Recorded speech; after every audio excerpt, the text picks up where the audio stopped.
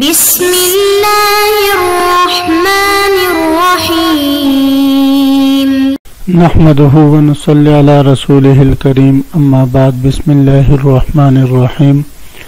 عزیز طلباء، آج ہم کنز الدقائق حصے دوم سبق نمبر 358 شروع کر رہے ہیں۔ اس سبق میں ہم کتاب الفرائض سے متعلق پڑھیں گے۔ آج کے سبق میں ہم کتاب الفرائض میں سے زوجین، بیٹی اور پوتی کا میراث میں شرعی حصہ معلوم کریں گے کہ ان کا میراث میں شرعی حصہ کس کس حالت میں کتنا کتنا ہے۔ تو عزیز طلباء، آتے ہیں کتاب کی طرف۔ سب سے پہلے ہم عبارت پڑھتے ہیں: وَلِلزَّوْجِ النِّصْفُ وَمَعَ الْوَلَدِ أَوْ وَلَدِ الْإِبْنِ وَإِنْ سَفَلَ الرُّبُعُ وَلِلزَّوْجَةِ الرُّبُعُ وَمَعَ الْوَلَدِ أَوْ وَلَدِ الْإِبْنِ وَإِنْ سَفَلَ الثُّمُنُ وَلِلْبِنْتِ النِّصْفُ وَلِلْأَكْثَرِ الثُّلُثَانِ وَعَصَّبَهَا الْإِبْنُ وَلَهُ مِثْلُ حَظِّهِمَا وَوَلَدُ الْإِبْنِ كَوَلَدِهِ عِنْدَ عَدَمِهِ وَيُحْجَبُ بِالْإِبْنِ وَمَعَ الْبِنْتِ لِأَقْرَبِ الذُّكُورِ الْبَاقِي وللإناث السدس تكملة للثلثين وحجبن ببنتين إلا أن يكون معهن وأسفل منهن ذكر فيعصب من كانت بحذائه ومن كانت فوقه ممن لم يكن ذات سهم ويسقط من دونه۔ وللزوج النصف سے مصنف علیہ الرحمہ ذوی الفروض میں سے 5 نمبر پر شوہر کا شرعی حصہ میراث میں کتنا ہے وہ بیان فرما رہے ہیں۔ یاد رکھیں عزیز طلباء کہ میراث میں شوہر کی 2 حالتیں ہیں۔ ایک حالت میں اس کو نصف ملتا ہے اور دوسری حالت میں اس کو ربع ملتا ہے۔ مثلا 4 لاکھ روپے ہیں تو اس کا نصف 2 لاکھ ایک حالت میں اس کو ملے گا اور ایک حالت میں اس کو ربع یعنی 1 لاکھ ملے گا۔ نصف 2 لاکھ روپے کی صورت میں ملیں گے جب میت کی اولاد نہ ہو۔ اگر میت کی اولاد ہیں تو اس صورت میں پھر اس کو کل مال کا ربع ملے گا۔ تو فرماتے وللزوج النصف، شوہر کے لیے نصف ہے کل مال کا۔ ومع الولد او ولد الابن، لیکن اگر میت کا بیٹا یا پوتا یا پڑپوتا ہو، وان سفل، اگرچہ نیچے تک ہو، الربع، تو پھر اس صورت میں شوہر کو ربع ملے گا۔ شوہر کا جو حصہ بیان ہوئے قرآن میں، اس کے لیے آیت کریمہ ہے وَلَكُمْ نِصْفُ مَا تَرَكَ أَزْوَاجُكُمْ، اے شوہرن تمہارے لیے نصف ہے اس مال کا جو تمہاری بیویوں نے چھوڑا ہو، إِن لَمْ يَكُنْ لَهُنَّ وَلَدٌ، اگر ان بیویوں کی کوئی اولاد نہ ہو۔ فَإِنْ كَانَ لَهُنَّ وَلَدٌ فَلَكُمُ الرُّبُعُ مِمَّا تَرَكْنَ، اگر ان بیویوں کی اولاد ہو تو پھر تمہارے لیے ان کے چھوڑے ہوئے مال میں سے ترکہ میں سے ربع ہوگا۔ تو اس آیات کریمہ سے شوہر کی یہ دونوں حالتیں واضح ہیں۔ وَلِلزَّوْجَةِ الرُّبُعُ وَمَعَ الْوَلَدِ أَوْ وَلَدِ الْإِبْنِ وَإِنْ سَفَلَ الثُّمُنُ۔ اس عبارت میں مصنف علیہ الرحمہ ذوی الفروض میں سے 6 نمبر پر میت کی بیوی کا حصہ بیان فرما رہے ہیں۔ یاد رکھیں کہ بیوی یعنی زوجہ کی بھی 2 حالتیں ہیں۔ پہلی حالت میں اس کو ربع ملتا ہے جب میت کی اولاد نہ ہو، اگر میت کی اولاد ہو تو پھر اس کو ثمن ملتا ہے۔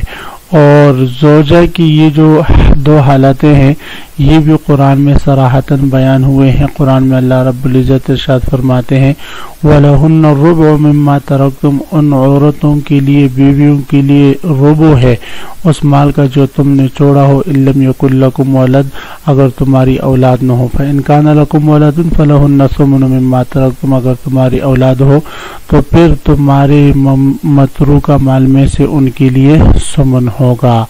تو بہرحال وللزوجۃ الربع، بیوی کی پہلی حالت یہ ہے کہ اس کو کل مال کا ربع ملتا ہے۔ ومع الولد او ولد الابن، لیکن جب ساتھ میت کا بیٹا یا بڑپوتا یا پوتا موجود ہو، وان سفل، جتنے بھی نیچے جائے، الثمن، تو پھر اس صورت میں بیوی کے لیے ثمن ہوگا۔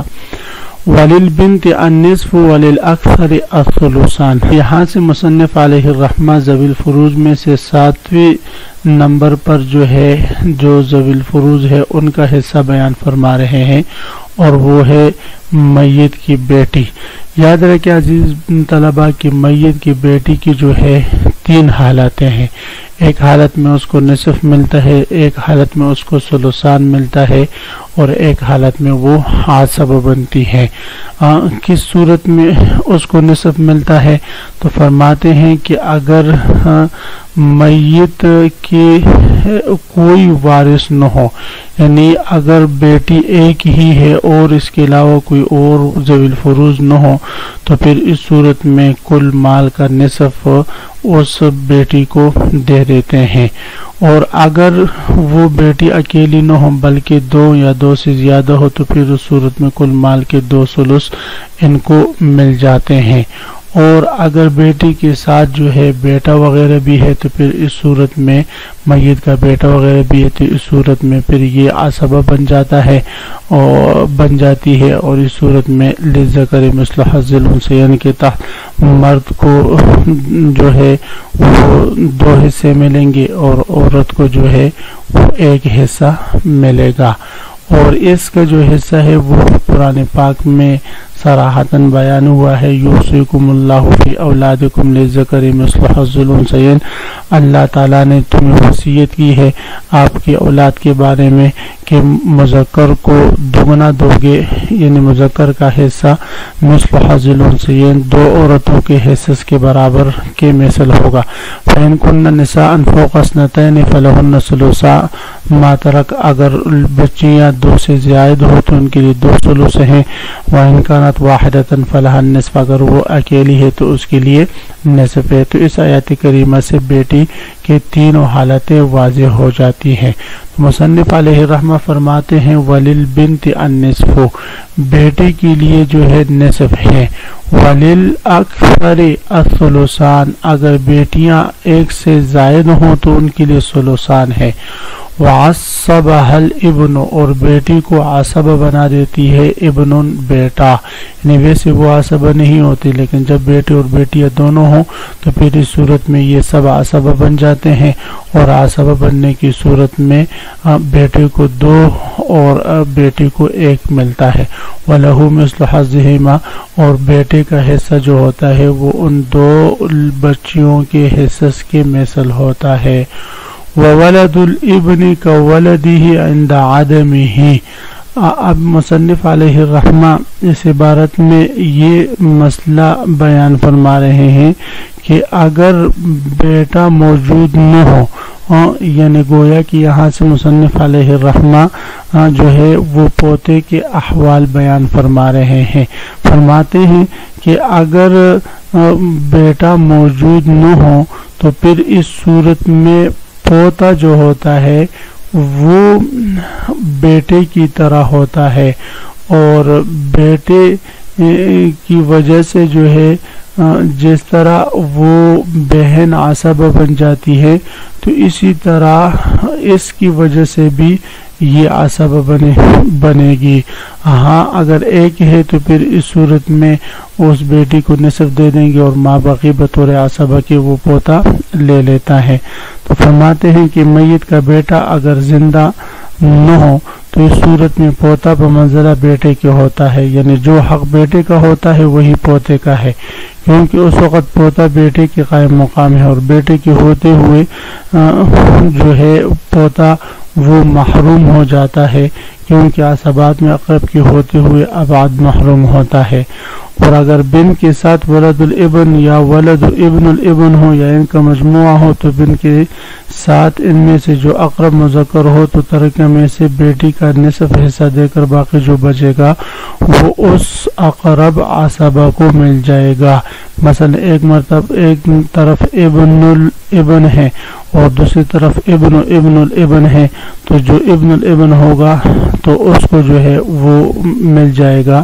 اور ذوی الفروض کو حصہ دینے کے بعد، یعنی بیٹے کو حصہ دینے کے بعد وہ اقرب عصبہ ہے وہی اسی کو حصہ دے دیں گے. تو فرماتے ہیں وہ ولد الابن کا ولد ہے عند آدمہ. اور بیٹے کا جو بچہ ہے یعنی پوتا جو ہے کولدی ہی وہ بھی ابن کی طرح ہے عند آدم ہی بیٹے کی عدم موجودگی میں. وَيُحْجَبُ بِالْإِبْنِ پوتا جو ہے ابن کی موجودگی میں محجوب ہو جاتا ہے.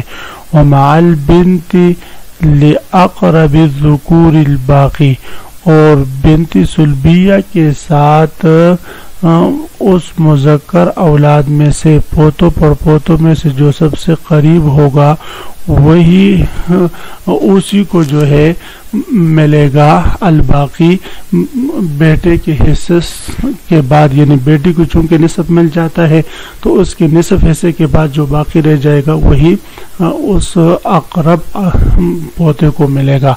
وَلِلْإِنَاثِ السُّدُسُ تَكْمِلَةً لِلثُّلُثَيْنِ۔ اب یہاں سے مصنف علیہ الرحمہ جو ہے پوتیوں کا حصص بیان فرما رہے ہیں۔ یاد رکھیں عزیز طلبہ کے ذوی الفروض میں سے 8ویں نمبر پر جو ہے وہ میت کی پوتی اور پڑپوتیاں ہیں۔ پوتی خواہ ایک ہو یا کئی ہوں، میت کی ایک بیٹی کے ہوتے ہوئے طریقہ کا سدس ان کو ملے گا۔ کیوں بھئی؟ اس لیے کہ ایک بیٹی جب ہوگی تو اس کو نصف مل جائے گا، تو اس کے ساتھ اس پوتی یا پڑپوتیوں کو جو ہے سدس ملیں گے، تو نصف اور سدس مل کر 2 ثلثان ہو جائیں گے۔ لڑکیوں کا حصہ 2 ثلث ہوتا ہے تو وہ 2 ثلث پورا ہو جائے گا۔ تو پوتی کو جو ہے سدس دے دینے سے دونوں کا حصہ جو ہے وہ سدس ہو جاتا ہے، کیونکہ پوتی بھی بمنزلہ بیٹی کی ہے، اس لیے 2 ثلث جو بیٹیوں کا حق ہے وہ اس کو سدس دے کر پورا کر دیا جائے گا۔ مگر ان میں فرق مرتبہ ہونے کی وجہ سے بیٹی کو نصف ملے گا اور پوتی کو سدس ملے گا۔ اگر بیٹیاں 2 یا 2 سے زیادہ ہو تو پھر وہ خود ثلثان لے لیتی ہیں، تو پھر پوتی جو ہوگی وہ محروم ہو جائے گی، لہذا پوتی کو اس صورت میں کچھ بھی نہیں ملے گا۔ ہاں اگر ان کے ساتھ کوئی لڑکا ہو، یعنی ان کا بھائی ہو یا ان سے نیچے کے درجے میں ہو، یا ان کا کوئی بھتیجا ہو، تو وہ اپنے ساتھ والیوں اوپر والیوں کو عصبہ بنا دیتی ہے، بشرطے کہ اوپر والی ذی فرض نہ ہو۔ مصنف علیہ الرحمہ کا یہ قول جو ہے کہ ممن لم تکن ذات سہم، کہ یعنی اس کا مطلب ہے کہ وہ ذوی الفروض میں سے نہ ہو، ذوی الفروض میں سے نہ ہو تو ورنہ وہ اپنا حصہ لے لے گی، عصبہ نہ ہوگی۔ تو اس صورت میں جب ان کے ساتھ پوتا یا پڑپوتا ہوگا تو پھر فرماتے ہیں کہ یہ اس کے ساتھ عصبہ بن جائے گی، اور اس کو پھر ثلثان کے بعد جو بچے گا وہ ان کو دے دیں گے۔ تو فرماتے وللاناث الثلث، اور پوتیوں کے لیے سدس ہے، تکملۃ للثلثین، ثلثین کو پورا کرنے کے لیے، یعنی ایک بیٹی ہے تو اس کو نصف مل جائے گا، اور ساتھ پوتی ہے تو اس کو سدس دے دیں گے، چاہے وہ پوتی ایک ہو یا زیادہ ہو تو سدس میں تقسیم ہوگا۔ وحجبن ببنتین، اور اگر 2 بیٹیاں ہیں تو اس سے یہ پوتیاں محجوب ہو جاتی ہے، الا یکون معہن، مگر یہ کہ ان پوتیوں کے ساتھ برابر میں، او اسفل منہن، یا اس سے درجے میں کم میں، مثلا بنت الابن ہے اور دوسری طرف سے ابن بنت الابن ہے یا ابن الابن ہے، یعنی ایک طرف سے واسطے کم اور ایک طرف سے جو ہے زیادہ ہے، پھر بھی اس پوتی کو یہ ابن الابن جو ہے یہ او اسفل منہن ذکرن، یا اس سے نچلے درجے کا کوئی مذکر ہو، فیعصب، تو یہ مذکر اس پوتی کو عصبہ بنا دیتا ہے، من کانت بحذائہ، وہ اس بچی کو بھی جو اس پوتے کے برابر میں ہو، ومن کانت فوق، اس کو بھی جو اس سے بڑھ کر ہو، ممن لم یکن ذات سہم، لیکن ایسی پوتی کو یہ عصبہ بنائے گا جو ذوی الفروض میں سے نہ ہو، ورنہ ذوی الفروض تو اپنا حصہ لے لے گی۔ ویسقط من دونہ، البتہ یہ مذکر جو عصبہ بنائے گا اپنے مد مقابل میں بنائے گا، مثلا یہ ابن ہے تو یہ ابن عصبہ بنائے گا تو یہ اس کو عصبہ بنا سکتا ہے، یا اسی طرح جو ہے مافوق کو، مثلا یہ ابن ہے تو یہ ابن اپنے محاذات اس کو عصبہ بنا سکتا ہے، اور اسی طرح اپنے سے مافوق اس کو بھی عصبہ بنا سکتا ہے، لیکن جو اس سے نیچے ابن ہے، بنت ہے، اس کو یہ عصبہ نہیں بنا سکتا۔ فیعصب من کانت بحذائہ، یہ عصبہ بنائے گا جو اس کے بالکل برابر میں ہو، من کانت فوق، اور اس کو بھی جو اس سے اوپر ہو، ممن لم یکن ذات سہم جو ذوی الفروض میں سے نہ ہو ویسقط من دونہ اور جو اس سے نچلے درجے کی بچیاں ہیں پڑپوتیاں ہیں تو وہ ساقط ہو جائیں گی۔ عزیز طلبہ اسی کے ساتھ آج کے سبق کا اختتام ہوا۔ آج کے سبق میں ہم نے ذوی الفروض میں سے زوج، زوجہ، بنت اور پوتی کا میراث پڑھا۔ آپ حضرات اس کو خوب غور سے سنے سمجھے۔ اللہ ہم سب کا حامی و ناصر، آمین، وآخر دعوانا ان الحمدللہ رب العالمین۔